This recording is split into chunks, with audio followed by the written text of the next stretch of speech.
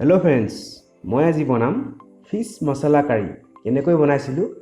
ভিডিওটো চাও আহকচোন তেল গৰম কৰি কেইটামান মেথি গুটি জিৰা আৰু নৰসিংহ পাত কেইখিলামান দি অলপ সময় ভাজি লম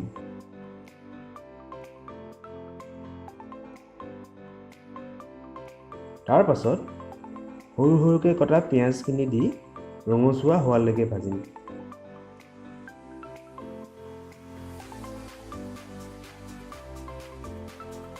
এয়া দেখিছে পিয়াজখিনি ৰঙচুৱা হৈ গৈছে এতিয়া আদা নহৰু পেষ্টখিনি দি কিছু সময় লৰাই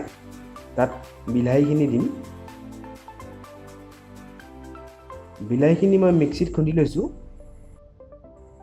বিলাহী পেষ্টখিনি দি অলপ সময় লৰাই নিমখ ৰং জলকীয়া অলপমান ধনিয়া গুড়ি আৰু হালধিখিনি দি আকৌ ভালকৈ ভাজিম আৰু 2-3 মিনিটমান সিজিবলৈ দিম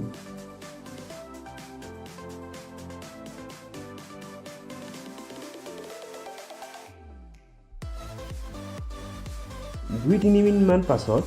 জলকীয়া আৰু অলপমান গৰম মছলা লগতে অলপ পানী লগতে এগিলাচমান পানী দি কিছু সময় উতলিবলৈ দিম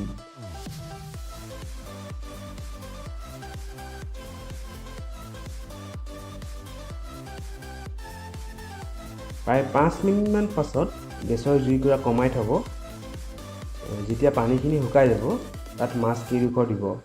মাছ কেইডোখৰ মই ফ্ৰাই কৰি লোৱা নাই কেৱল হালধি সানি থৈ দিছিলোঁ এতিয়া ঢাকনখন মাৰি কিছু সময় থৈ দিম প্ৰায় 5 মিনিটমান পাছত ফিছ মছলা কাৰী হৈ গৈছে যদি ইচ্ছা কৰি ইয়াত অলপমান পানী এড কৰিব পাৰে মই অলপমান পানী দিছোঁ পানী দি আকৌ 2-3 মিনিটমান উতলিব দিলেই মছলা ফিছ কাৰী ৰেডি হৈ যাব